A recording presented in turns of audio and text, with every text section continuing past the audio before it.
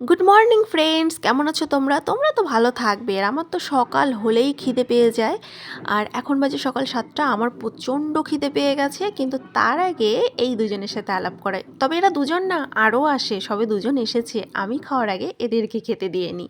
উফ, কি কিউট, দেখো খাচ্ছে কি সুন্দর। চলো, বকবক করলে হবে না। আমি কি খাবো দেখো, একটা শসা, দুটো ডিম সেদ্ধ করে নিয়েছি, তার মধ্যে একটা আমি খাবো, একটা আমার মেয়ের, আর এখানে আছে কিছু বাদাম। তো চলো খাবার এখন রেডি করব। শসাটা ছুলে নিচ্ছি। তো উফ, তোমাদের সাথে বকবক করতে করতেই আমার হাতে লেগে গেল, দেখেছো তো? কি আর করা যাবে, বেশ দিনে দেখো কত বাসন। ঠিক আছে, থাক, আগে খাবো তারপরে কাজ। এখন ডিম ছুলে নেব, ডিমটা ছুলে নিচ্ছি।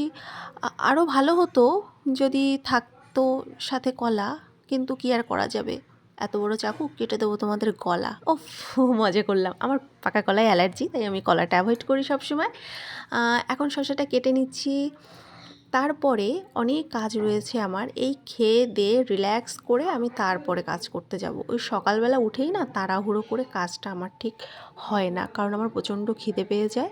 আমি আগে খাবো, তারপরে সব কিছু। তো সকালবেলা তো আগে জল খেয়ে নিয়েছিলাম 2 গ্লাস। এখন হচ্ছে এই শসা, ডিম সিদ্ধ, আর ওখানে আছে আলমন্ড আছে, আর কিশমিশ, কাজু, আখরোট।